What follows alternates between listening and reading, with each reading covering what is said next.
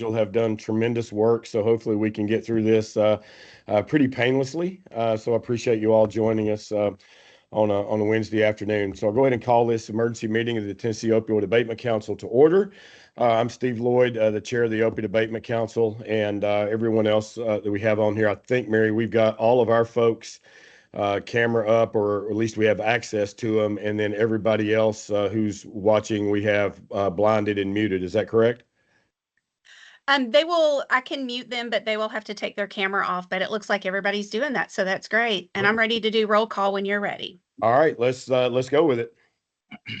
Okay. Armando Fontes. Present. Ron Buck. Present. Solomon. Okay, great. Casey Cox. Sharm Allen. Present. You. Clay Jackson. Present. Present. Karen Pershing. Present. Ken Moore. Thank you. Present. Ken Moore. Present. Lisa Tipton. I hear you. Lisa Tipton. Mike Flynn. Here. Shane Sexton. Here. Stephanie Vanterpool. Present. Steve Lloyd. Present. Tim Fournette, and I do believe he's going to be joining a few minutes late. So my team will let me know when he has joined. Tommy Farmer. Here. And Wayne Wyckoff. Here. I do believe Commissioner Williams is going to be joining us, but she will be joining a few minutes late. Is Deputy Commissioner Matt Yancey on by chance?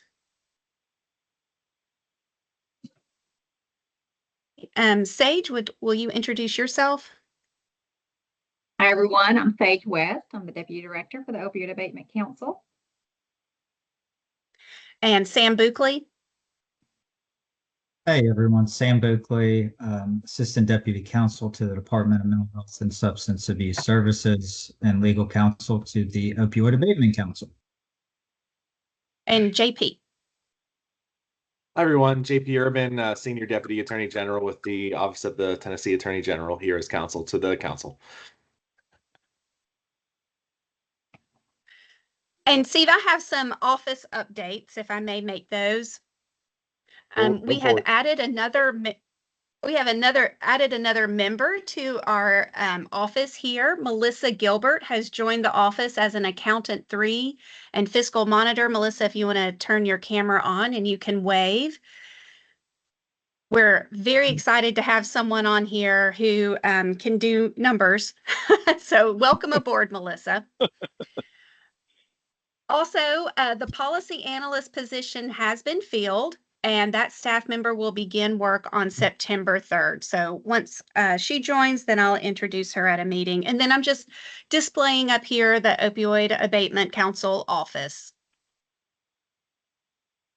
That's good news. Thanks, Mary.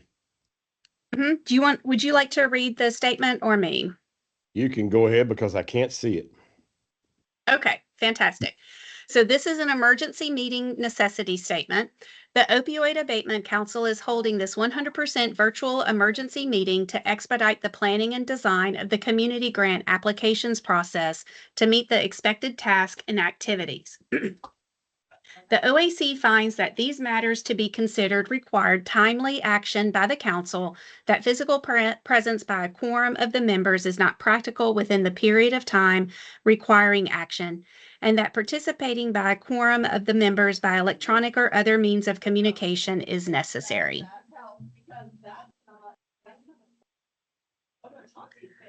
All right, and with that, may I go over the agenda? Absolutely. Okay, so our agenda items for this afternoon, we're going to give an update on the 2024 community grants. Then I have some data that the council has requested, and I am going to share that with the council.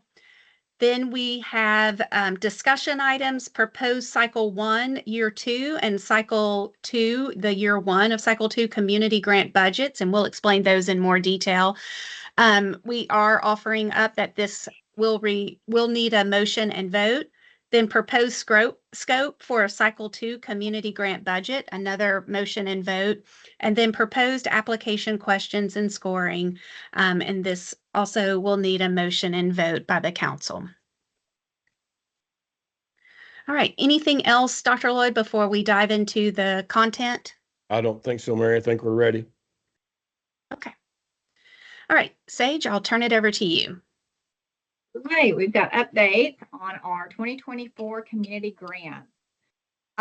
So we have been working very hard to get these contracts fully executed with our 85 grantees. So just to remind everybody, on March 18th, you all approved 116 awards across 85 organizations, totaling right under $230 million for the next 3 years. 2 of those contracts were not able, those organizations were not able to go into full contract for various reasons to fulfill the scope of the proposed project. So we have 114. We currently, as of this morning, have 10 fully executed contracts. 8 are out for signature. There's 3 with issues being resolved, and 20 are under budget review. And 73 are sitting ready, packaged, where the draft contract's been reviewed by the grantee, the budgets have been submitted, everything is ready to go, and just waiting to be to move along to the process. So this is great progress for the team. Things are moving along. The contracts will have a start date of July 1. And then it varies the end date based on the 12-month, 24 or 36-month contract.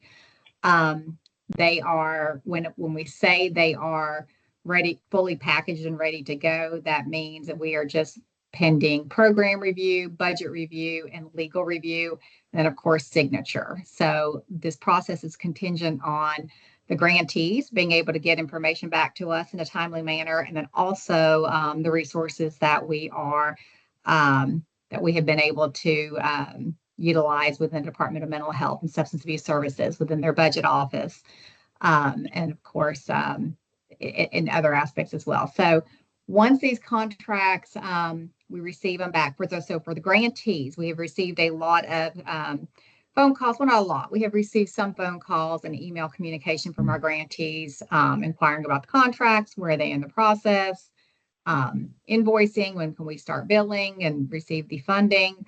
Unfortunately, we cannot get back individually to each of those folks. What we are asking is for the grantees to first check internally with their designated contact, because the grants analysts have had close communication with each grantee as far as, back and forth reviewing the draft contract, back and forth with the budgets. And there's been a lot of communication around the timeline. So at that point, if answers, there are still some questions that need to be answered, please reach out to the grant analyst assigned, either David Sappington or Mark Carrillo. But the signal is when you get the contract for signature. So when each grantee gets that, from that point forward, as quick as we can get it back, we can have it fully executed. We've had one, as soon as we got it back, we had it executed within that business day, but to be safe, we're saying up to 5 business days. Just a reminder as well, the grantee can invoice, once they have a fully executed contract, that means it's got Mary's signature on it and also has the agency signature, and it has been processed through Edison. They will get a communication via email from Edison. And at that point, they can invoice from July 1 for actual cost incurred forward. So say today, a grantee gets a executed contract, they can invoice back to July 1 from contract start date for any incurred cost. Any questions? Thanks, Sejal. That's a ton of work, a lot of contracts to get up and running. So thanks. I know I know it's hard. So appreciate the diligence. Well, Elizabeth, Mark, and David have done the work. I mean, they have been in it day in, day out. If there's something that, and of course, Sam with our legal review, don't want to leave him out as well. But really pushed hard to make sure we have good, clear communication and they're moving forward. Well, I want to make sure that, outside of the people on the council, that those listening in on the call today understand that, we're working as fast as we can. Last year, really all we had to do was get the grant process stood up and figure out how to score grants. This year, we've got to do all that again and somehow come up with this many contracts and while we add workforce to be able to do that. So I promise you that we're trying really hard and moving as fast as we can. But we also have responsibilities with regards to what we have to do. And Mary and I have an upcoming date with our legislature, so we want to make sure that we're prepared for that and can answer the questions that we need to be able to answer. And I'm certain that we will be able to. So thank you, Sajal. You're welcome. Thank you, Steve.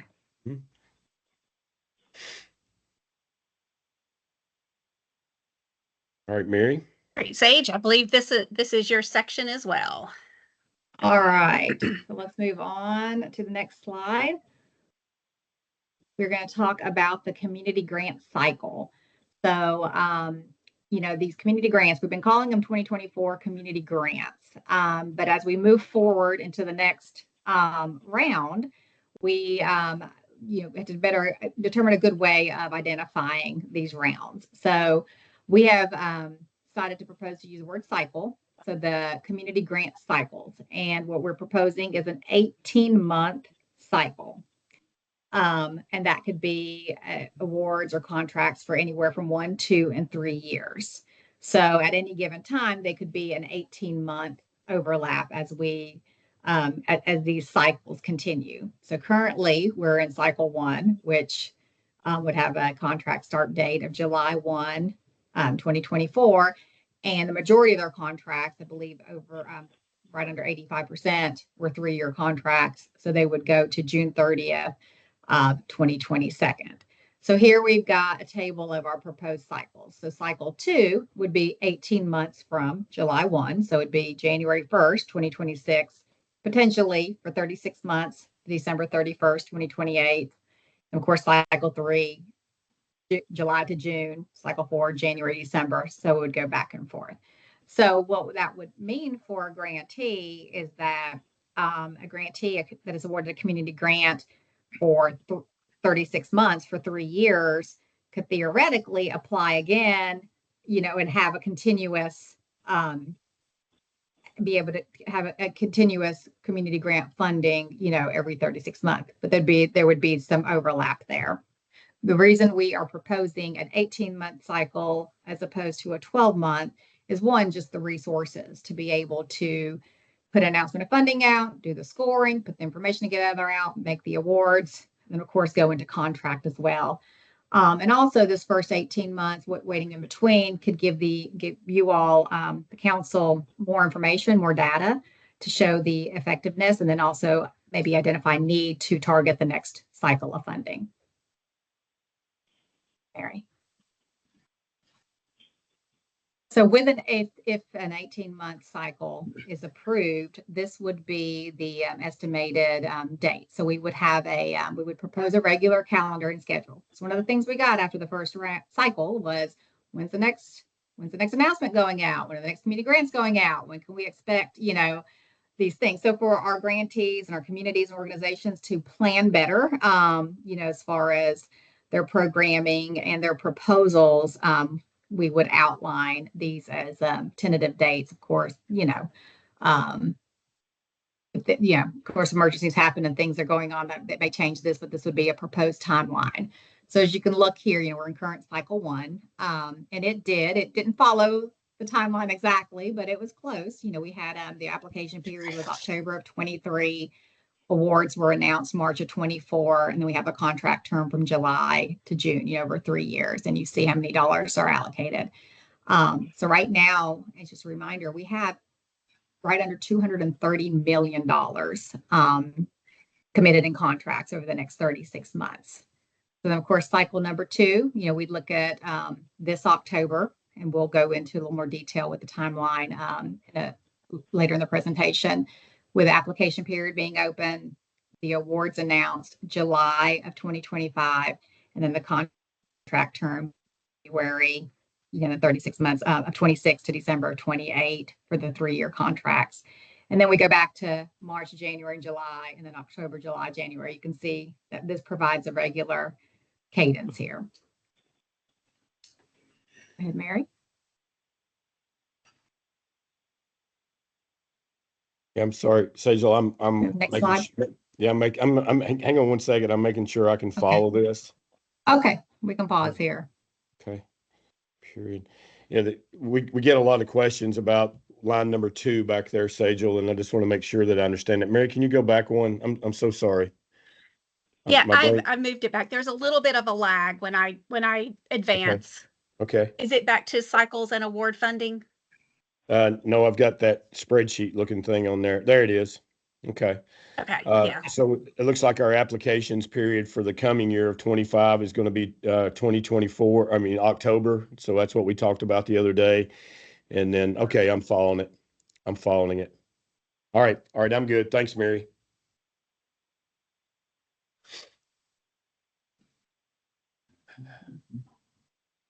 All right, and I think we're going on to the Hey, next just slide. a quick question about this timeline, Sage.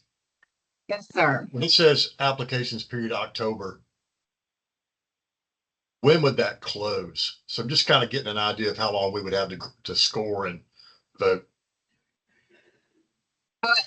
Great Yeah, question, Clay. And we have a proposed timeline with more detail on a following slide where we'd actually have the announcement of funding out sooner. So we will get to that where we talk about more specifics on. I'm sorry, I'm step. jumping ahead. I'll shut up and listen.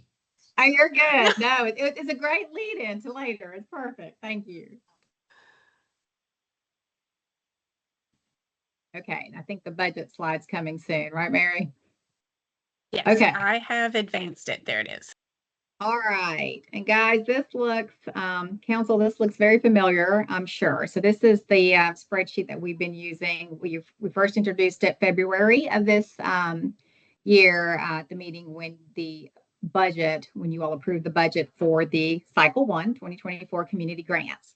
So we have updated it since then. We did receive a little more funding in settlement dollars than anticipated. So we go in with a little higher budget into the community grant. So the first highlight yellow is the 80 million. It's an approximate number. It's not to the dollar or penny.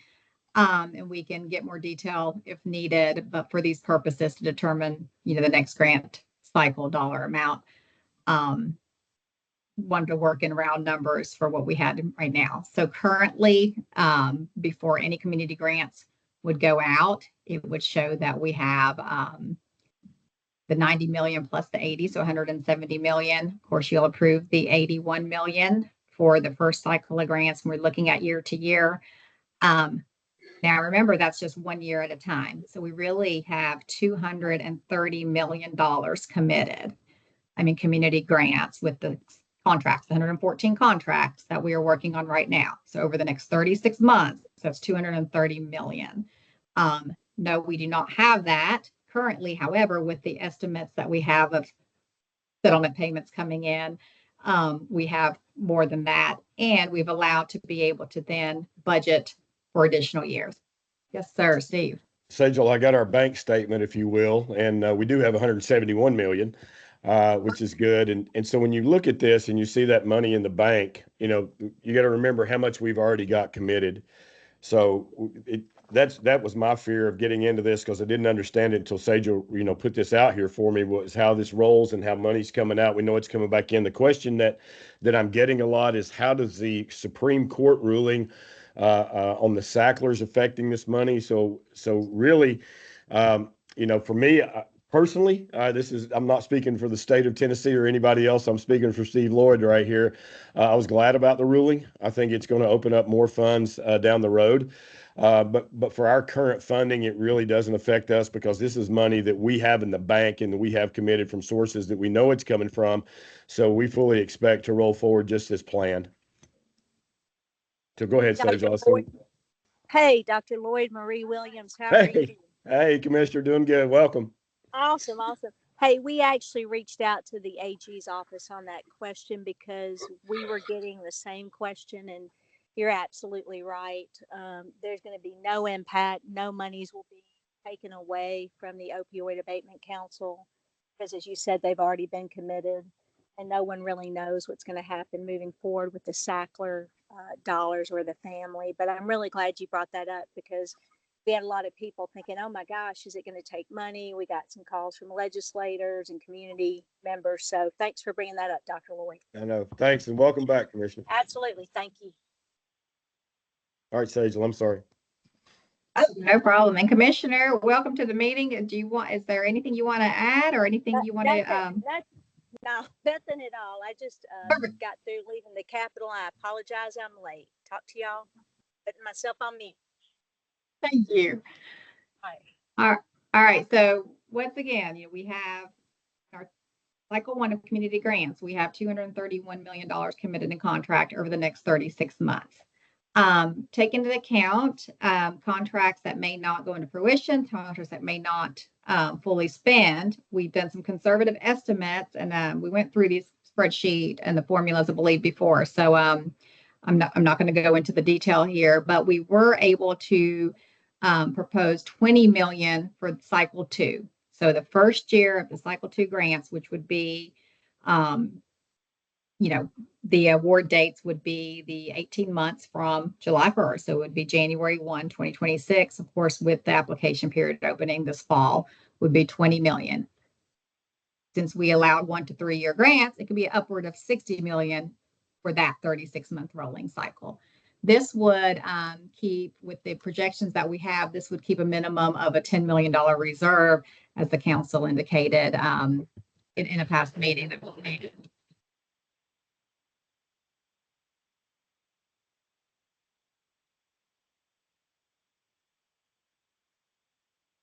Any questions there?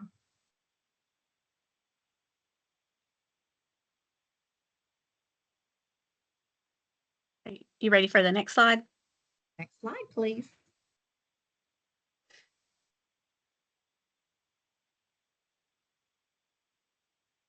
Sorry, there's a lag. Dr. Jackson Clay, this will speak, next slide will speak to the timeline you were asking about. Mm-hmm. Perfect. So if the council approves the 18-month cycle, this is our proposed timelines. Of course, this is contingent upon decisions being made today. So we would look at September 16th, mid-September, releasing the announcement of funding to be made to the available to the public. Of course, the 30th, having our intent to apply, and then looking at different technical assistance materials, question and answer, that type of thing, the same process we followed last time. And then we would then open the portal through Smart Simple October 14th. Make sure I've got that right. Correct. So the community would have a whole month to look at the announcement of funding and to prepare. And then, of course, the portal would open October 14th. Portal would remain open for 2 weeks till the end of October. So there'd be a total of approximately 6 weeks with the announcement of funding being available and applications to be submitted into the portal. So with the portal closing at the end of October, this would leave, not knowing exactly the number of applications you receive, but, we're going to assume that we're going to receive high amount. Like we did last year, we had 396 applications. So we are proposing a timeline that can accommodate that. So we would look at anticipated date for award announcement to be July 1, 2025. So that would give a total of 7 months for the scoring, the compiling the scores, presenting it to the council approving the grant awards. And of course, this is something, based on number of applications. If it was less, this could be moved up. That would be the discretion of the council. And then contracts going live January 1, 2026. So this would stay consistent with the 18-month cycle. It also gives some time, in between for our current awardees for their programs and the services and the contracts to have time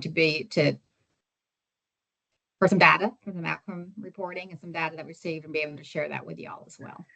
Sejal, if we approve this timeline, then this meeting is public. This will be known. it'll be on our website when these dates are so that people can start getting their ducks in a row. Is that correct? Absolutely. So yeah, today, if this, if this timeline is approved, then we would move forward. Thank you. And to add to that, if the timeline's approved and also the scope, there are a couple of other, Mhm. a couple of other things. In order for me to update the announcement of funding, I need some other decisions made. But yes, if everything's approved today, then we can start the ball rolling on this. Any questions? Dr. Fournette, do you have your hand raised? Hold on. I do. Is it too early to make a motion to approve this timeline? That was the next Hold on. slide. That is the next slide. I tell you, one step ahead of us over here. Tim, be quiet. Be quiet. You can't speak up So- ahead of time. Of course, it would be the grant cycle, the timeline, and the budget. So all of those things, of course, together or separate, but those are the 3 decision points at this point. Well, so I'm assuming that Dr. Fournette, that was a motion to approve the grant cycles and budget. Is that correct? That is correct. I had to beat Dr. Jackson. Yeah. Well, we'll see who chimes in with the second. Beat Dr. Jackson. All right, so we got a And second. Moore. We got a second by Dr. Moore. I'm getting pretty good at recognizing your all voices now. Is there any discussion? All right, Mary, can you proceed with a roll call vote? Yes, Armando Fontes, Yes. Brian Buck, Yes. Casey Cox, Charm Allen, Yes. Clay Jackson, Yes. Karen Pershing, Yes. Ken Moore, Yes. Lisa Tipton, Yes. Mike Flynn, Yes. Shane Sexton, Yes. Stephanie Vanterpool, Yes. Steve Lloyd, Yes. Tim Fournette, Yes. Tommy Farmer, Yes. Wayne Wyckoff. Yes. Right. All right, thanks, guys. All right, Mary? Yes, and I'm back. Okay. Some information around data-informed decision-making. At the last couple of meetings we had, there were some questions from the council members. What is going on in the state? What does it look like as far as what are the needs and where is the money going? So I have pulled together some maps.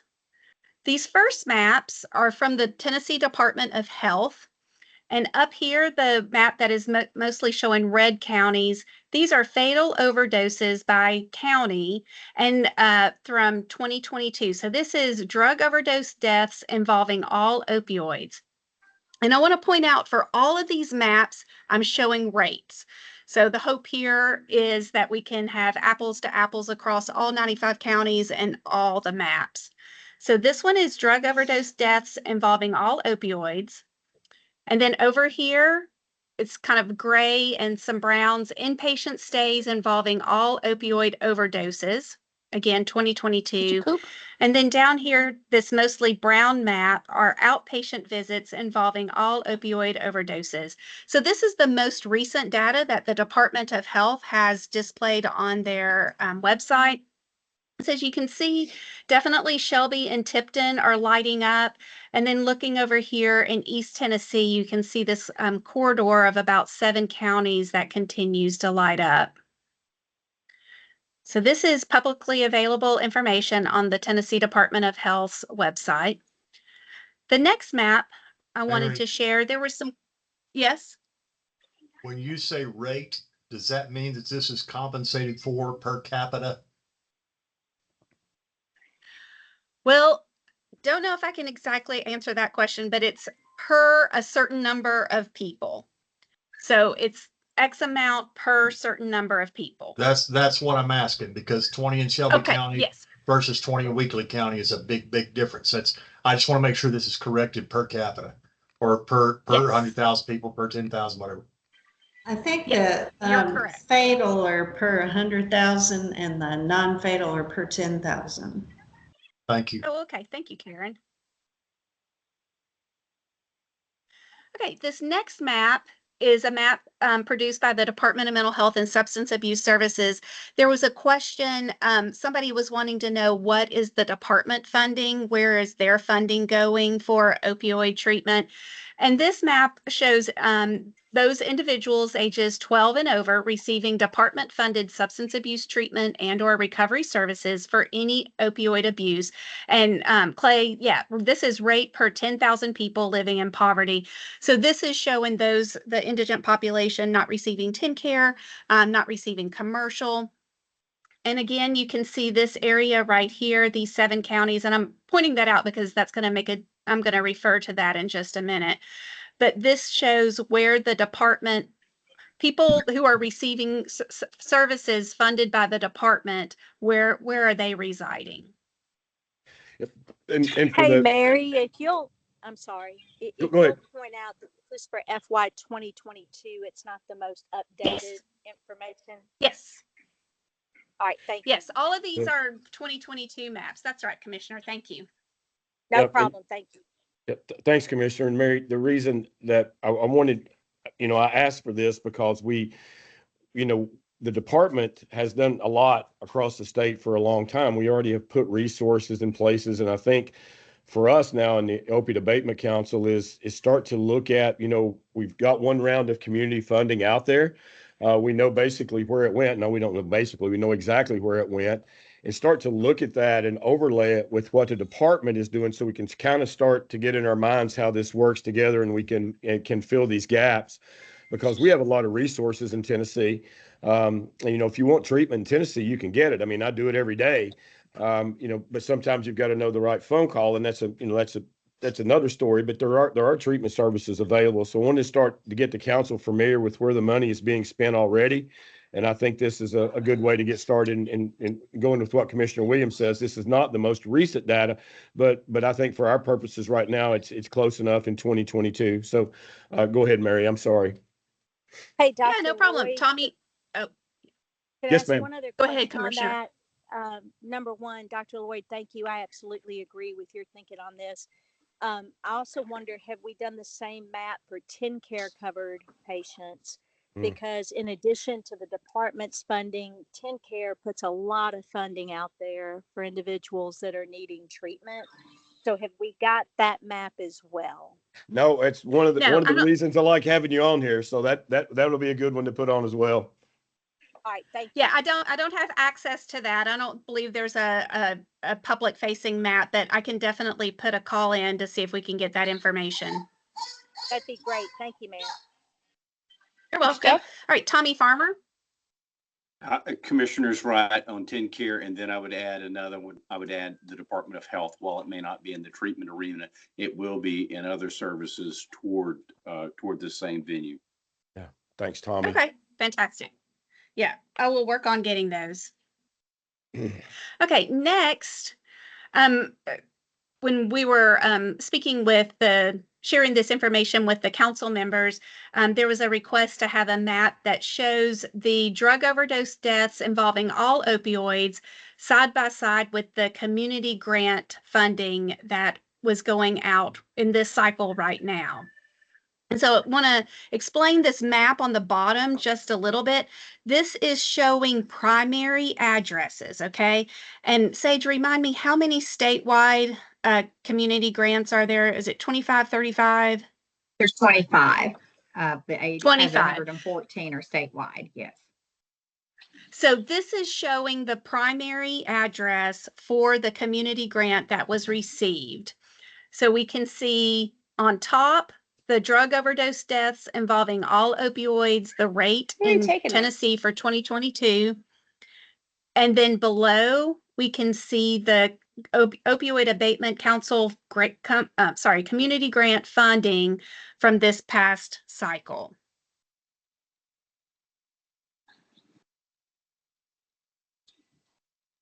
Any questions or comments about these two maps? It would be really I'm cool. sorry. Go ahead, Clay. It would be really cool for a future slide when we're scoring grants to see this $60 as, million they have to spend. to see this as, if we could have knockouts of They get that every year. everywhere that we have awarded, to have those counties knocked out on the top map, so we can see counties that are on the top map that have yet to have an award. Okay. We can Am work I on making any that. sense?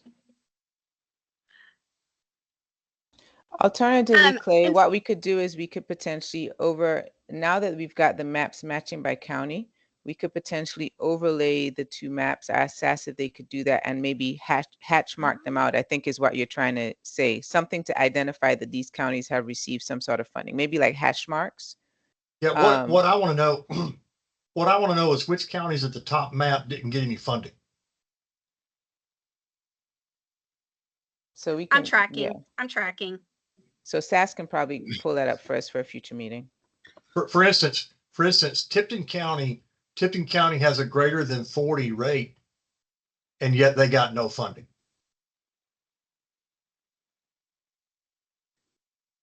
Well, they did get some of the funding. And also, statewide. They got some another of way the, they got some of the all state, but they didn't get a county specific funds. Right. Right. And it may also be helpful to know which counties applied, because there may have not been any applications come from Tipton. So that would be another, just to make sure that we have all that information. Yeah. And Ken, Mary, were you saying something? Oh, go ahead, Clay. Or Steve. I can't, sorry. it's okay. I'm okay with being mistaken for Clay. I don't know if he is or not. So it's also important to remember, guys, that you know, the counties are getting direct funds as well, right? I mean, they came through us, but these counties now have 2 rounds of funding. That's all 95 counties. And they have the direct distribution from the fund in DC before our county funds get to them that run through us. So there's some resources out there. I think one of the things, going forward that's really interesting to think about and how we can work together is help some of these counties start to pool their funds and work together in little regions of the state. I know that that's going on in Upper Cumberland area. And it's not facilitated by me. I didn't do any of it. I'm just aware of it.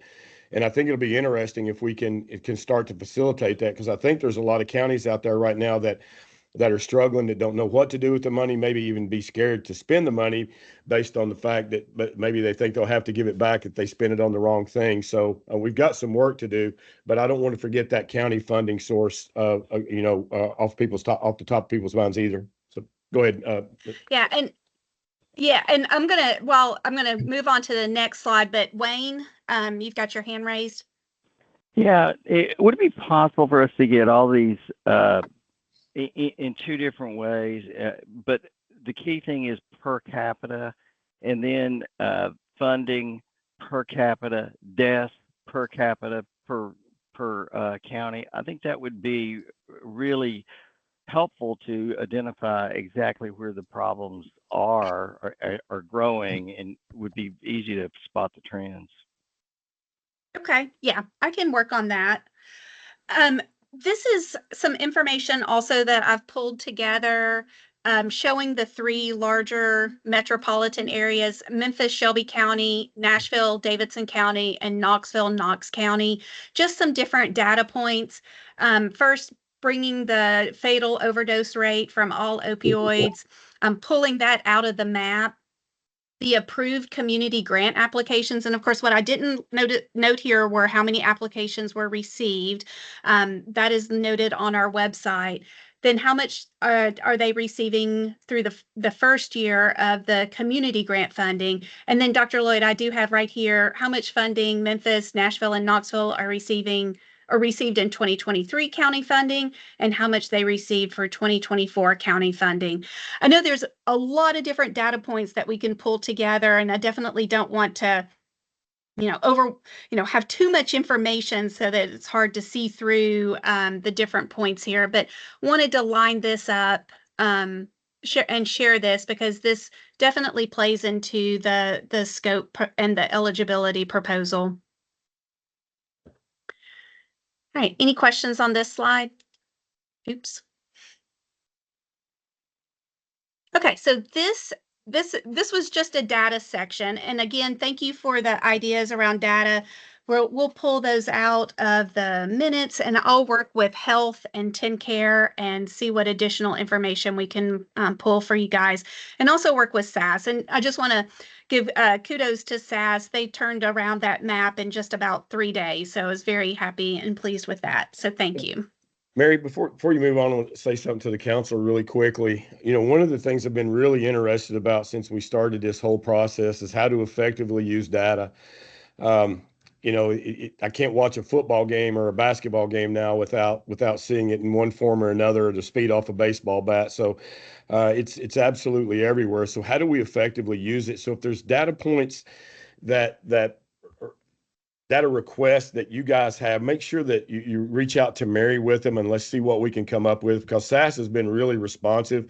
It's been my experience so far. They've been great to work with and responsive to our needs. But I think there's some things that we're going to have to give direction on, and I'll do my best. But obviously 15 brains are always better than one. So if you have anything at all like that, please let us know. And Mary and would be a good place to start. Or if you want to yell at me, I'll make sure it gets there as well. Great. Thank you. Okay, now I'm moving into the proposed scope for the Cycle 2 community grant. So this is what we would be working on opening up using that time frame that was just approved. So now going into the scope.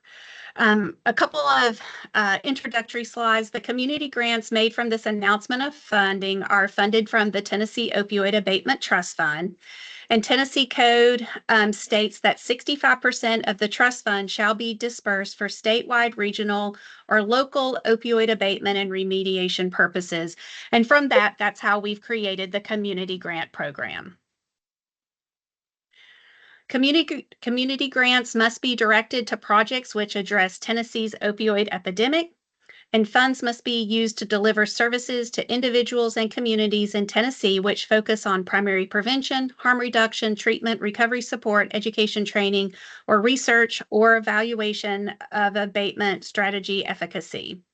And this will be a statewide announcement of funding open to organizations within Tennessee. So these two slides, this is information pulled from the past announcement of funding, and the Opioid Abatement Council office didn't have any edits, proposed edits to this information. Okay, so for a proposed scope for the second cycle of community grants, the office is looking at a way to encourage specific applications based on the data that we just displayed. So for this announcement of funding, the Opioid Abatement Council, we propose, would encourage and give priority to applications which serve these counties: Shelby, Tipton, Anderson, Blount, Campbell, Cumberland, Knox, Roane, and Sevier. Information on overdoses, deaths, etc. shows a demonstrated need for additional opioid abatement projects in these areas. Also, applications which address these strategies: primary prevention, harm reduction, treatment, and recovery and support. We came to this option because there were a lot of applications that were received and not funded for these specific strategies, or given priority to applications where multiple local agencies or counties collaborate on one project. So applications with any of these attributes may be given priority during the review and/or award process. And I know that's kind of a vague statement. The council may want to offer up a more specific statement when it comes time for the motion and vote. But at this point, we don't know how many applications we're going to receive or where they're going to come from, but this is what we were seeing in the data. Mary, I'll just tell the council quickly, I look at other states through this process, and one of the states that I've been talking with, and I've just got really encouraged around some of this stuff and getting folks to collaborate, was Virginia. I think they've done a really good job with that. And so, you know, I know the language may seem a little vague, but we're just getting started here and trying to encourage some of these cooperations between counties to move forward. So I appreciate the effort here, and I like it personally. We'll see what the council has to say. Great. Okay, and as far as the proposed proposer eligibility criteria, we have two edits to the proposed edits from last year's announcement of funding. First, tightened up the language around if the treatment or service will require a license. Obviously, we're not a regulatory agency, but we want to ensure that those agencies that are receiving our funding are meeting the licensure rules. So we've tightened that up a little bit. And then also proposing, if they're not currently awarded an Opioid Abatement Council 2024 Cycle 1 Community Grant, then meaning that they cannot apply for 2 consecutive cycles. And I believe Sage spoke to this a little bit. That gives us time to get to know that agency better, have them implement their project, ensure that that it's going to be a viable program, and then they can come back the following year to submit an application. So again, proposed eligibility criteria. And we're also previous slide, Mary. Is that the proposed proposer eligibility criteria? No. 3 areas of emphasis. Yes, the proposed scope for Cycle 2 community grants. Yeah. Okay, I'm back there. It may take a second. Yeah, you're back. Remind me of how the 9 counties were chosen. From using the data from the maps. But then as far as for Shelby and Tipton, we definitely heard from stakeholders at the Memphis meeting and the need that they had in Memphis, but then also looking at those counties, the Anderson, Blount, Campbell, Cumberland, Knox, Roane, Sevier, it was a grouping of 7 counties that was lighting up in just about every map. So that is how we came to that decision. I hear you, and I am definitely for highlighting some of these counties. I do note that we put a lot of money down on the table for Knox County, so I think I'm not saying we got to do it before we vote, but I'd be very interested to see which of those counties did not get an individual award. Again, I'm thinking of Tipton. There were others that were on the greater than 40 death rate map that did not get a county award. So just because a county is red hot, I don't think it needs to necessarily be an area of emphasis on our next round if we funded it heavily on the first round and somebody else was just as hot and didn't get any funding. And are you able to see the comparing Nashville, Memphis, and Knoxville slide? Yeah. Okay, so just wanted to highlight this again where, and this is how, just using the data, using the numbers, where Knoxville, their fatal overdose rate was 79 out of 100,000, and they had 17 approved grant applications at 12 million. So that was, and also knowing that Knox being a city center funds, most of their services go into the counties around Knox. So that's why we included Knox. So just going a little bit more explanation, but totally hear you. Totally hear you. Yeah, another helpful line on this particular table would be of the 4.3 that went to Shelby, of the 25.4 that went to Davidson, and of the 12 change that went to Knox, divide that by population, by 100,000 people. So we have an idea of how much money we spent per population. Because 12 million in Knox is it's not just 3x of what goes to Shelby. It's a lot more than 3x if you do it per capita. Yeah, good point. Okay, we also have a proposed limit on the annual budgets. So for applications with a single project, the proposed total annual budget is $1 million. And for applications from multiple proposers who are collaborating on the same project, the total annual budget limit is $3 million. Okay, so a lot of, not a lot, but several important decisions here around the scope, as far as the priority, the proposer eligibility criteria, and the annual budgets. So I'm going to turn it over to you, Steve, to lead a discussion around this topic, and I can go back and forth between slides as needed. And just as a reminder to those attending the Opioid Abatement Council meeting, we will take public comment at the end, but at this point, it's only the council members and the designated staff having conversation. Thanks. Yes, Steve? thanks, Mary. And we will always take public comment. We will have time for that. So Clay has already mentioned one thing around the counties and that we're focusing on and why we're focusing on them, and then some alternatives that we can look at. But we'll open this up for discussion and entertain any motions anyone will have.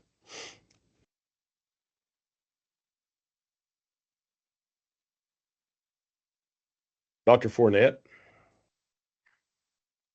Yeah, Dr. Lloyd, I do agree that all those counties need extra help and need funding. How do we assure that the grants we fund in those areas are of quality, that we get what we want out of them, and the monies are used wisely? We want the best bang for the buck. I want to help those counties. How do we get the application for those counties that meet criteria where they're getting the funds used appropriately?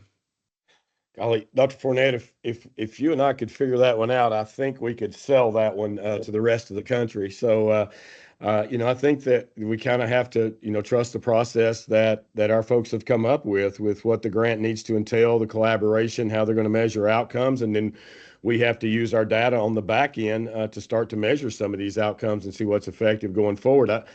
I don't know if there's a better way to do it. If it's out there, I'd like to see it, and I'd like for somebody to enlighten me on it. So I think we have to trust the process that we've set up. We've identified these counties. We've identified these areas of collaboration that we'd like to see people put grant applications in, and then it'll be up to us and our grant scores to look at those and make sure they're of the quality before we spend the money. I don't know if there's a better answer than that. If there is, please somebody speak up. Hey, Dr. Lloyd. Yes, ma'am, Commissioner. Hey, I absolutely agree with you. I would add one caveat to that. When the memorandum was signed about what activities would be funded, if you recall, those were based on outcomes type activities, right? So you guys as a council met and talked through what you were going to fund. So to the point of what's being funded, there's evidence already that those type activities actually will produce outcomes. And then to Dr. Fournette's question about how do you monitor that or look at that, that is something different. But I agree with everything you said and would add that the things that were included are things that we know work for individuals that are struggling with addiction and opioid addiction. So anyway, that's all. All right. Thanks, Commissioner. You're welcome. All right. Anybody else? Does anybody have a motion? This discussion point, Mr. Chairman, if we vote here, does the language regarding the counties go into that vote? So that I don't know, Mary. The question is if we vote here, does the language involving it? I see what Clay's asking, because I would like a way to adjust that language. Absolutely. Okay. Because Clay, Absolutely. Everything can be adjusted, whatever motion y'all want to put forward, but I'm needing some direction on how to write the announcement of funding. Either there is priority or not priority, either there's collaboration or not collaboration, either they can apply or they can't apply, and there's a budget limit or there's not a budget limit. In general, I like the overall scope of it, Clay. I'm sorry. I like the overall scope of it, and I think that we can tweak some individual things in here that you've already brought up. If we can just get a vote on the ideas, on those big ideas of, of the budget, of trying to foster collaboration, and then trying to target certain areas where there may be gaps. I think that's the gist of why we need this, so we can move forward with it. We either want that or we don't. We just want to proceed as we were proceeding before. Mr. Chairman, I have a motion. I'm ready to entertain it. Could you put up your motion that you have, Mary? I'm going to propose a little bit different language. I move that the council approve the scope of cycle 2 announcement of funding as presented by the OAC staff, with the exception that the counties of emphasis be open to change per further discussion of the council. Okay, we have a motion on the floor, and I think that's pretty well stated. It gives us flexibility in those counties, Clay. I think that's excellent. Do I have a second? Second. Second, I think I heard Tommy, but he has a domineering voice, so I'm gonna give it to him anyway. So thanks, Tommy. Any discussion? All right, Mary, if we can proceed with a roll call vote. Yes. Okay. Making sure I've got the motion. All right. Armando Fontes, Yes. Brian Buck, Yes. Casey Cox, Sharm Allen, Yes. Clay Jackson, Yes. Karen Pershing, Yes. Ken Moore, Yes. Lisa Tipton, Yes. Mike Flynn, Yes. Shane Sexton, Yes. Stephanie Vanterpool. Yes. Oh, there she is. Steve Lloyd, Yes. Tim Fournette, Yes. Tommy Farmer, Yes. and Wayne Wyckoff. Yes. All right, the motion carries. Thank you all. Thank you. Thank you. Okay. Next up, applications, questions, and scoring. So through the first round, there were some comments and questions from the council members and also from the community, and we're bringing those up for discussion. And they are all here on this one slide. So discussion item number 1, OAC members' involvement in the application scoring process. So for consideration, perhaps the grants analyst will score all of the applications. Then the OAC members will score only those applications which score a certain threshold, such as passing, and we can determine whatever that threshold needs to be. And then applications will be assigned to the OAC members group by strategy to allow for improved inter-rater reliability. Steve, would you like me to read all of these and then have discussion, or discuss them one at a time? I think discussion as we go through them would be preferable if we can. Okay, so I will turn it over to you. Okay, so on this one, I thought when I proposed a few weeks ago that that we wouldn't have to score the grants anymore. I thought that would be great, but the council didn't think so, and I'm good with that. So if we look at what we're asking here, Mary, are we asking for approval of this particular section, or are we going to have multiple sections we're going to put in here? I can't remember from our pre-meeting. Well, we can have as many motions or votes as y'all want to have, and it might be easier to break them up. But Yeah. so there's the scoring, there's a scoring range, allowing comments, and keeping the questions as they are in weights. Yeah. So up to y'all. Yeah, you all can read as good as I can, so I'll give you a second to read this and see what your feedback is on it.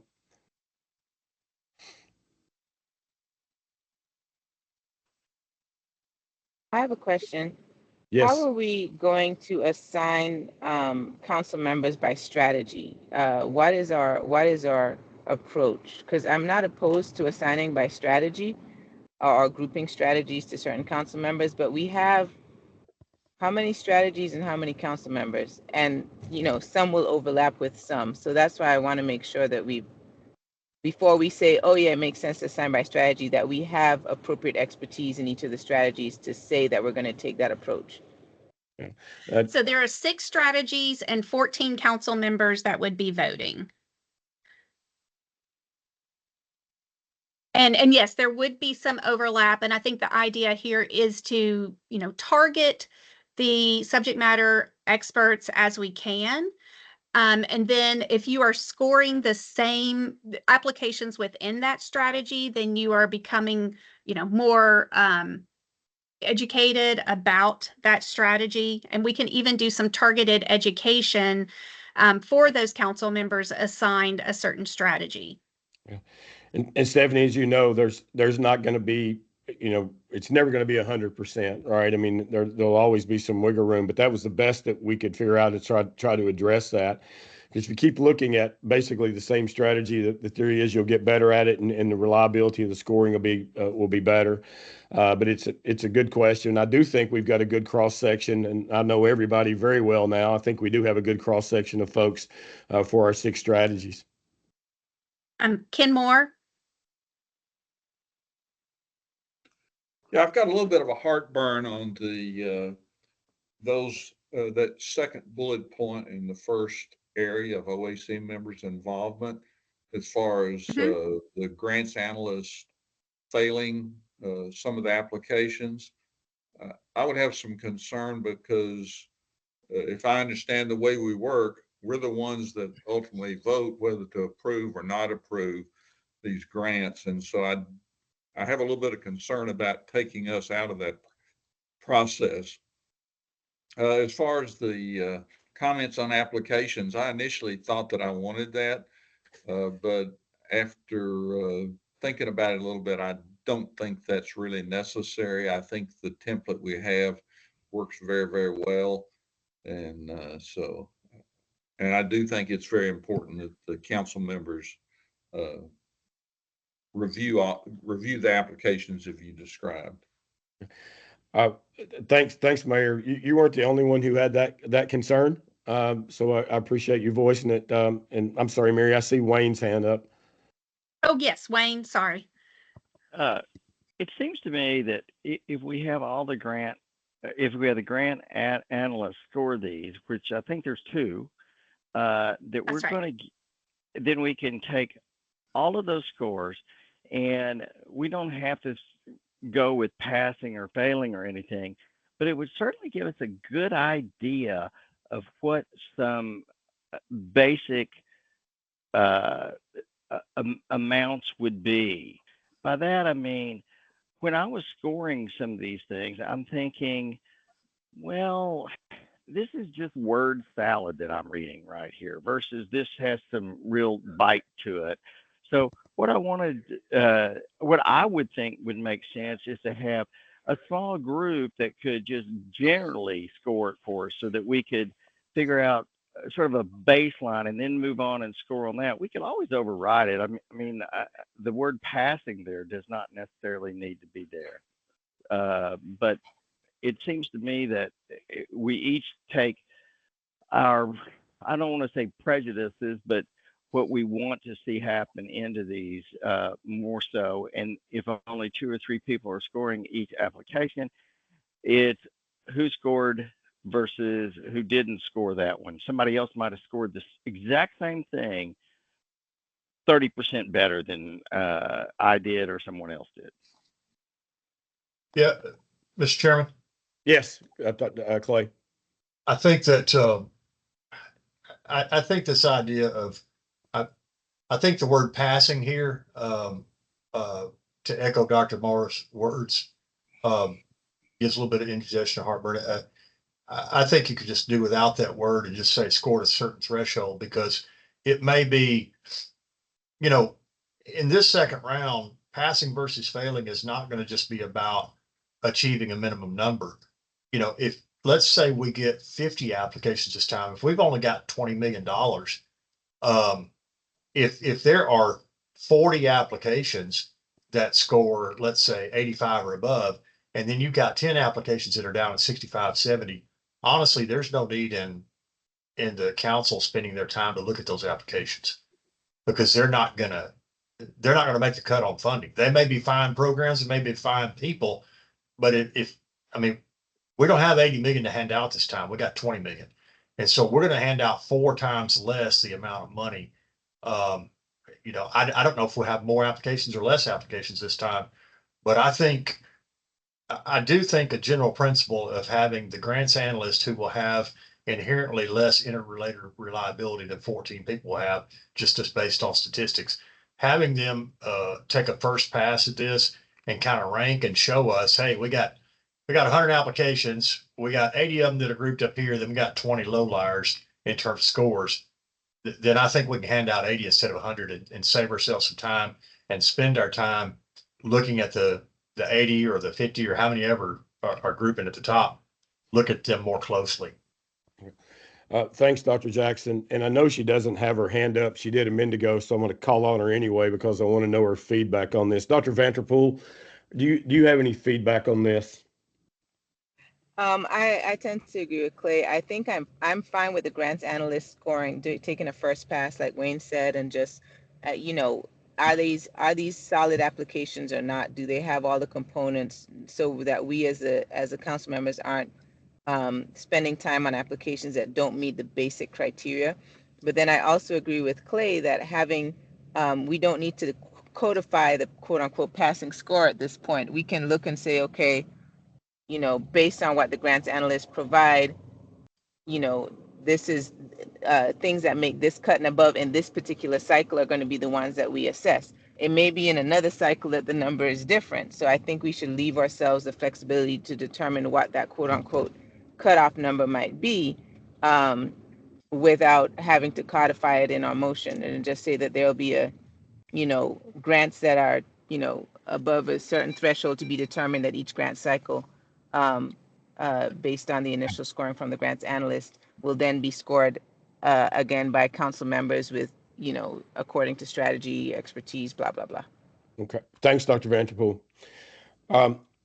Dr. Moore, I want to bring you back into discussion if I can a little bit here, because I appreciate your comments, and your heartburn seems to be around the grants analyst basically having this stuff for us, and then there would actually could be a scenario where we didn't have any initial input on that ranking. If it plays out like Dr. Jackson, Dr. Vanderpool just pointed out, then there would be cases where we wouldn't score anything, or there could be a scenario where we wouldn't score anything.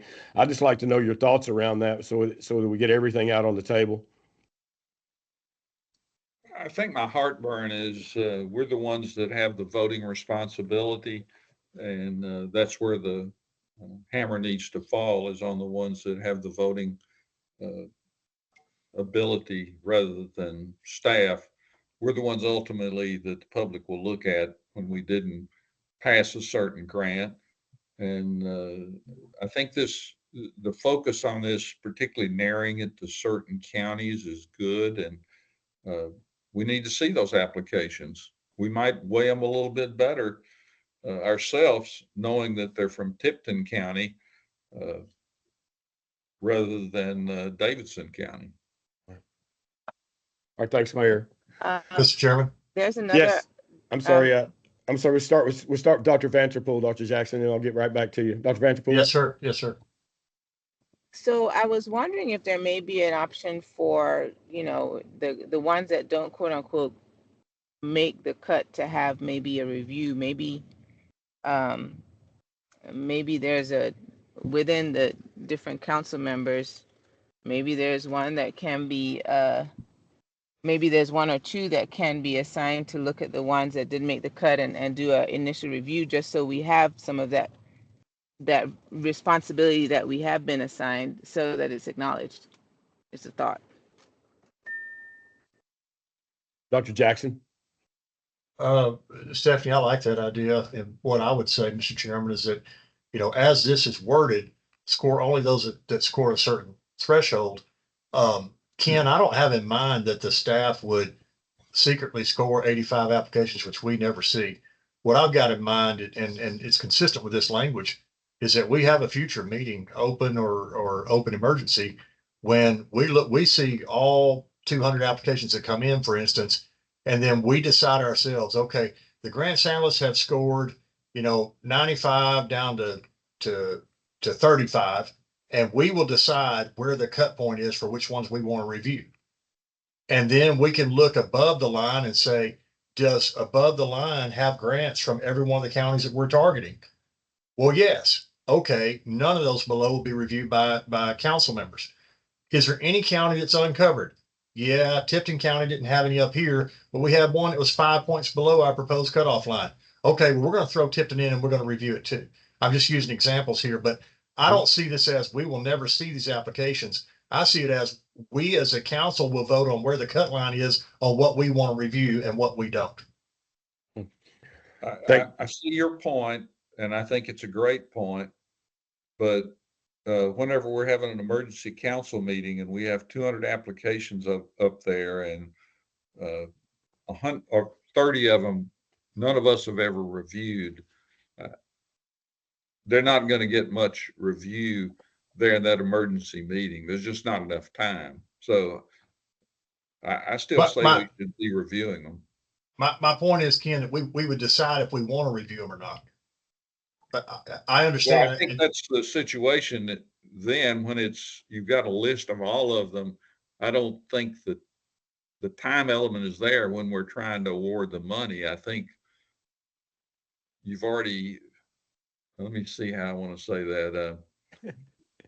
I think there's no time to review those applications at that time. I think it'd be better to have that whenever we're reviewing all of them personally. But I can live with whatever. I think if I were going to make a motion, I would make it to remove the word passing, and then that gives us more flexibility moving forward. And I'm happy to make that motion that we accept this recommendation, except without the word passing be included. Thanks, Dr. Moore. And Dr. Fournette, I will get to you, buddy. I can do it in discussion. We've got a motion on the floor from Dr. Moore to move forward with this if we strike the word passing. And so do I have a second? Point of order, Mr. Chairman. Yes, Dr. Jackson. Is this motion inclusive solely of the first 3 bullet points, or does it include all 6 bullet points? That's a good question. I was assuming it was the first 3 bullet points. Dr. Moore, is your motion inclusive of the first 3 bullet points or the entire page?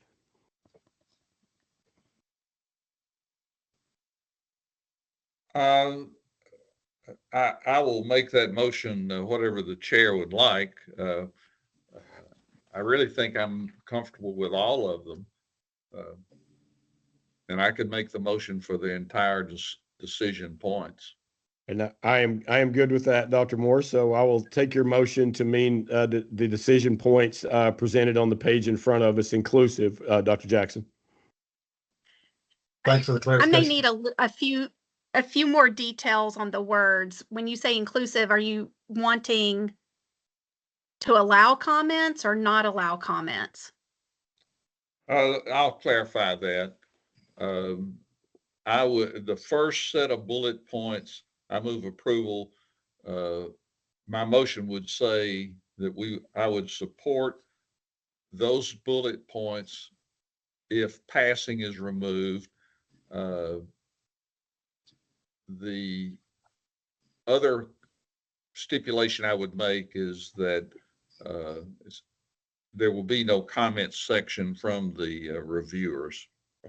All right. Thanks, Dr. Moore. So the motion restated would be to approve the bullet points as presented with the exception of removing the word passing from bullet point number 2 under the first section and to remove the comments section altogether. Is that correct, Dr. Moore? Yes. All right. So that is the motion as stated and then summarized by myself. Do I have a second? I second. I had a second. I'm sorry, I didn't know who that was. I didn't recognize it. It's Armando. Hey, Armando. Sorry. A second by Armando Fontes. All right, Dr. Fournette, you can be the first in our discussion. Just a quick question. Did our legal representation have any heartburn over the OAC members not scoring some of these lower scored applications by the council members, themselves? All right. Thanks, Dr. Fournette. I always assume when the lawyers don't speak up that they're okay. So that is a good question. So Sam, I know you're on here. Do you have any heartburn about that? I don't. I think the way the statute reads and the way y'all have been handling it, it's up to the council members' discretion on how they want to allocate this funding. So as long as they're considering what's required in statute, I feel comfortable with the way it's been presented. All right. Thanks so much, Sam. And Dr. Fournette, I'm assuming that answers your question. Okay. All right, any other discussion? Yes. I'm sorry, Mr. Wyckoff, I just saw it. Wayne Wyckoff? Yep. Where we say increase the scoring range to 1 to 5, I like that more granularity. I just want to make sure it's not in conflict with the last item of keeping the same questions and weights. If those are in conflict, we need to resolve that. That's all I'm saying. Okay. Mary, do you want to address that? Yeah, I have confidence that we can keep the weighting. We'll just have to rework the math, and I'll definitely work with Clay on that. All right, You're good. welcome. At least we volunteered him in front of his face. All right, any other discussion? All right, Mary, if you would proceed with the roll call vote. I'm sorry if I missed your hand. I don't think I did, though. All right, Armando Fontes, Yes. Brian Buck, Yes. Casey Cox, Sharm Allen, Yes. Clay Jackson, Yes. Aaron Pershing, Yes. Ken Moore, Yes. Lisa Tipton, Yes. Mike Flynn, Yes. Shane Sexton, Yes. Stephanie Vanterpool, Yes. Steve Lloyd, Yes. Tim Fournette, Yes. Tommy Farmer, Yes. Wayne Wyckoff. Did Wayne answer? I did not hear Wayne. I'm sorry, I had my mic off. Yes, especially if my vote is weighted more. It always is, Wayne. It always is. All right, so the motion carries. I can see Wayne sitting there in his headset on the Starship Enterprise answering the question, and he's muted. All right, and unfortunately, our one of our last slides is this one. I'll hold comment. So, hey, just a huge thank you to Sage, and I'll try not to tear up right now. I've done a pretty good job over the past month or so, but we are just so grateful for your leadership that you've provided to the Opioid Abatement Council and the office. Today is Sage's last day with the Opioid Abatement Council office, but she's not going very far at all. She is transitioning to the Assistant Commissioner for Mental Health Services, and we congratulate her for this excellent opportunity that she has. Sage has shaped the operations of the community grants into such a successful program, and we are very grateful to her for this. So, Sage, thank you so much. Mary, is Commissioner still on here? I can't see her. I'm not sure. Oh, yes, there she is. I Commissioner. absolutely am on here. Absolutely, Dr. Lloyd. All right. Plug your ears. So the reason we're losing Sajal is Marie took her back from us. But I'm sorry, Marie. When I first met Sajal, this was the position she was in, and I'm extremely happy for her and happy for department. You all have to remember, Sage scored every one of those last grants. I mean, I don't even know how to get my head around that, but she's been a workhorse and, following this stuff off as far as these numbers go and making sure we've got money at the end and all the things that were confusing to me. I mean, Sajal is just, in my opinion, just a stud around that. So I want to thank you, Sajal. I'm sad that we're losing you, but I'm always happy for you because I know you love that job. Thank you so much, Steve. Yeah, Dr. Lloyd, we are so happy to get her, and as Mary knows, we actually delayed bringing her over so she could round out y'all's work. We didn't want to do anything that would impact negatively the work of the Opioid Abatement Council. So can't tell y'all how excited we are for what you're doing, and also excited for our Division of Mental Health Services for Sage coming back. It's going to be a win-win all the way around. Thanks, Commissioner. All right, Sajal. Thank you so much, guys. It's been an honor to serve in this role. I've enjoyed working with the office, and I've really enjoyed working with the council, all of y'all as well. Really excited to see the work continue and to see the positive impact all of it's going to have on the state. It's wonderful. It's beautiful. And I think from the beginning, a few years back, I remember when the settlement was announced, I was saying, okay, guys, if this is done right, it's going to be, just ever changing and ever so impactful for our state. And never knew I'd be in this seat to be part of that in one part of the puzzle in the work here. So thank you all, and look forward to continue to follow it. And Mary knows, Mary, Steve, they know how to get me, and I'm a quick text or a chat away. You are. Say, Joe, I love it. Thank you for everything. I know you'll do well, and I know Commissioner's glad to have you back. Is it the public comment time, Mary? Yes. Okay. Got the slide up. If you're on here and you want to make public comment, remember that it's a time for comment. We do not answer questions. I always try to direct you as good as I can with regards to things, but it's not a Q&A session. We'd like to limit the comments to about 2 minutes. I'm not going to cut anybody off, but if you could be succinct, and I will call them in the order that I see them on my screen to the left. Just remember to unmute yourselves, and we'll start with Brittany. BH, Brittany.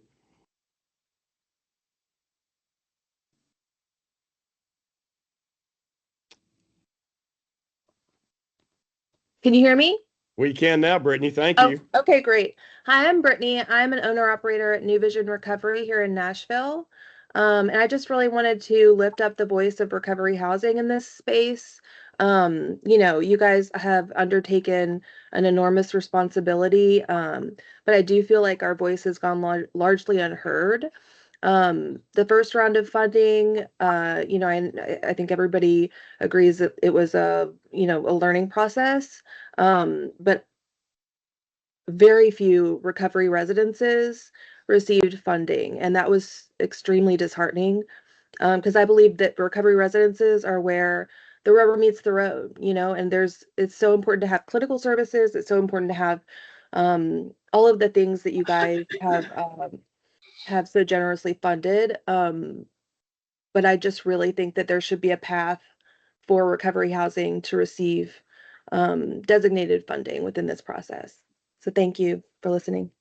Thanks, Brittany. I couldn't agree more about recovery housing. I know I am going to respond to that. We have talked about that ad nauseum throughout this process. I think if you look at the state's needs, the needs assessment for the past 7 years, it's been consistent with that one at the top of the heap. And so I do think it's an area of emphasis, and I appreciate you bringing it to us, Brittany. Next, Kyle Duvall.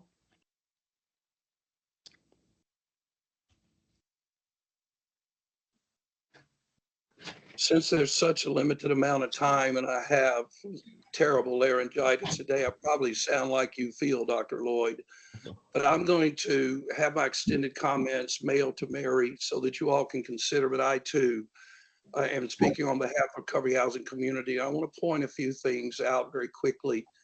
We know that approximately $19 million was provided in the first round of OAC community grant funding for recovery support. Three OAC funded recovery housing operators were awarded $562,139. That's only 2.95%, 3% of the recovery support community grant awards. Even worse, out of nearly $81 million in OAC grant funding, recovery housing operators were only awarded 0.0069, not even 1%.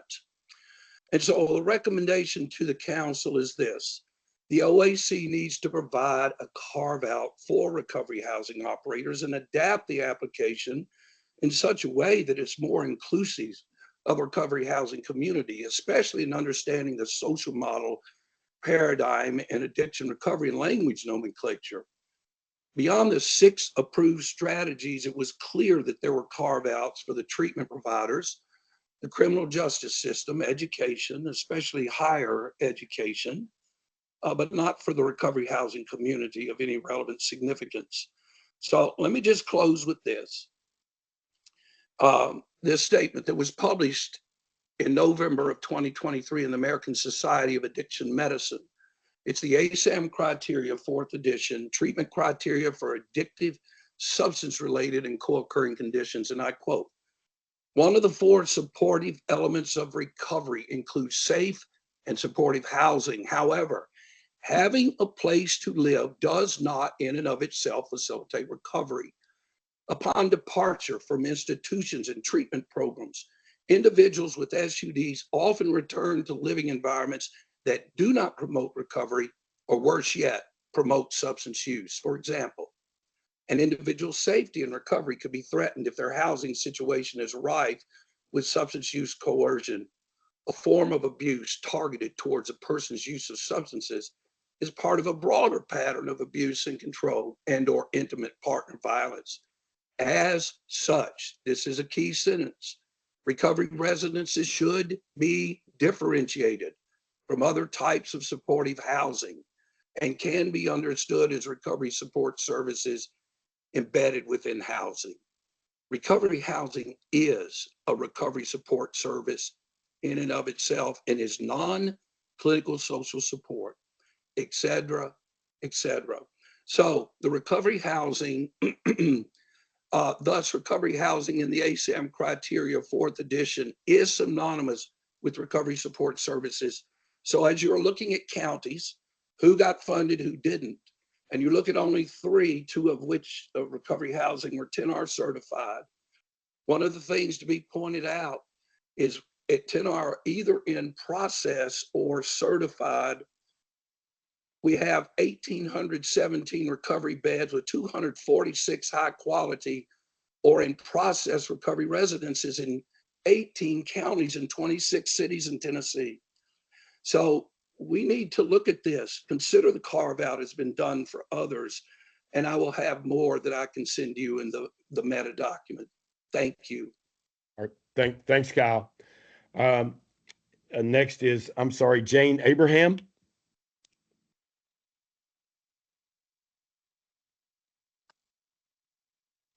Now I'm unmuted. There you go. Yeah, hi. Thank y'all for all you're doing. I noticed that when y'all were discussing the eligibility criteria, you listed primary prevention, harm reduction, treatment, and recovery support. But as we moved forward, looking into the scoring consideration, you talked about the 6 strategies. So the eligibility criteria doesn't have included in that a couple of the 6 strategies.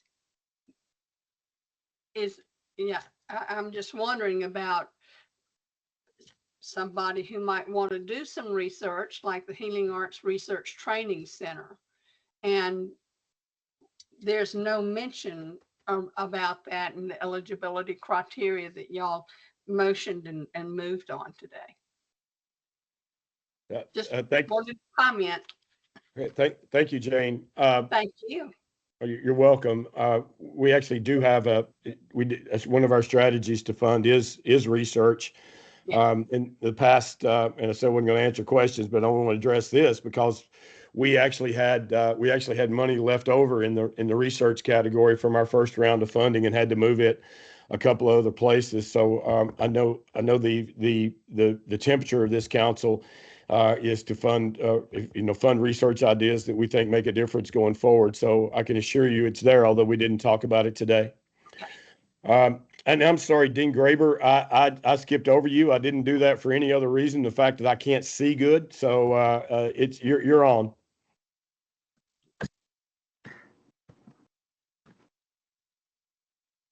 Okay. Hi, Dr. Lloyd and everyone working on the council. Thank you. My name is Dean Graber. I'm from Nashville. Thank you for everyone thank you everyone for the important work that you're doing. I work with several organizations who work with people and families affected by addiction in our state. And this includes a nonprofit organization, Community Defense of East Tennessee, CDET. And briefly, I just wanted to keep an issue on your agenda that wasn't mentioned today. At the last meeting in June, I thanked you for beginning to address the need for greater participation in your work by family members and individuals with lived experience, and also for acknowledging the need for more demographic diversity. And as I said then, I believe the proposal that you all shared for a community advocacy panel is a positive step in the right direction. However, I saw that in your slideshow that the first words that you used to describe this advocacy panel said, members will have no decision-making authority. And so I'm asking the council to clarify in a future meeting, what is your hesitation? Bringing more lived experience to the council would correct some big imbalances.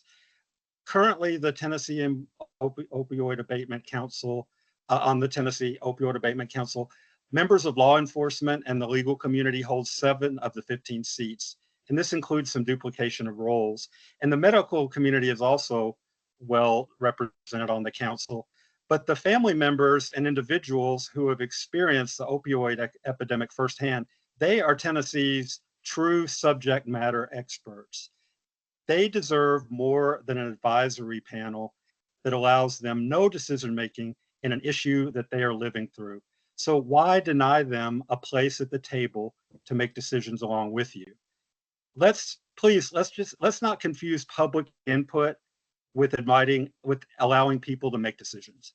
So in closing, I ask that while you continue to develop your plans for a community advisory panel, that you consider how to address the council's imbalance in a more meaningful way, and that you allow at least 2 individuals or family members with lived experience in the opioid epidemic to gain seats as full voting members of the Tennessee Opioid Abatement Council. And if you have hesitation, then please explain those hesitations publicly at a future meeting so they might be addressed and discussed. Thank you again for the work that you all are doing, and thank you for acting on suggestions from the public.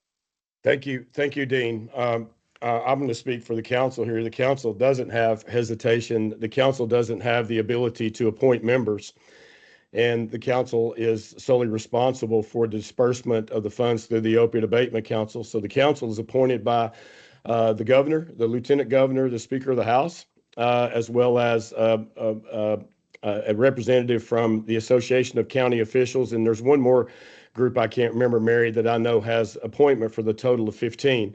So it's not up to the council to decide who gets to vote and who doesn't. That was decided for us by the General Assembly and the legislation that created this council. And so the advisory panel is an effort to give people a voice with lived experience, because I believe, as you do, that they are the true subject matter experts on the system because they live in it. We're trying to figure out the best way to do that, but we don't have the authority to give people votes who are not on the council. So I appreciate your comments, Mr. Graber, for sure. Next up, Will Taylor. Yes, sir. Thank you, Dr. Lloyd, and thank the committee. I just wanted to make a quick comment. As data analytics is important, especially in the future of not just us addressing the opioid summit and things, it's also important we understand the interpretation of that. I know the slides that were presented there of kind of the Shelby County region, Nashville, Davidson County region, and of course, Knoxville, East Tennessee region was covering the community projects that were funded.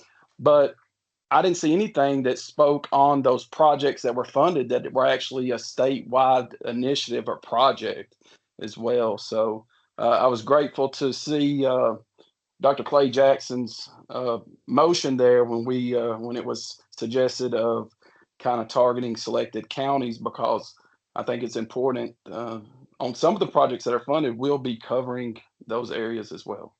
Thank you all.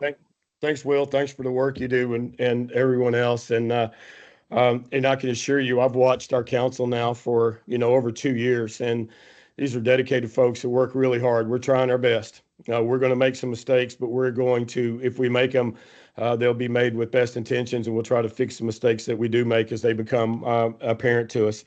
I don't see any other hands raised in the list here for public comment. I'd like to thank everybody for doing that. And I'd like to thank the state of Tennessee for making that mandatory, because I think it's invaluable and I think it's the right thing to do. And I learn something from it every time. So that brings us to the end of our business. I will entertain a motion to adjourn unless somebody has a burning desire. Sir Mondo, I make a motion to adjourn. All right, got a motion to adjourn by Mondo. I need a second. Second. Second. I'm sorry, I didn't realize it was too quick. Who was it? Dr. Fournette. I'm sorry, Dr. Fournette. I got a motion and a second. I'm assuming there's no discussion. Mary, can you proceed with the roll call vote? Armando Fontes, Yes. Ron Buck, Yes. Sharm Allen, Yes. Clay Jackson, Yes. Karen Pershing, Ken Moore, Yes. Lisa Tipton, Yes. Mike Flynn, Yes. Shane Sexton, Yes. Stephanie Vanterpool, Steve Lloyd, Yes. Tim Fournette, Yes. Tommy Farmer, Yes. Wayne Wyckoff. Yes. All right, the motion carries, and this meeting of the Tennessee Opioid Abatement Council emergency meeting is adjourned. Thanks, Mary. Thank you, Dr. Lloyd. See y'all later. All right, Elizabeth, did you stop recording?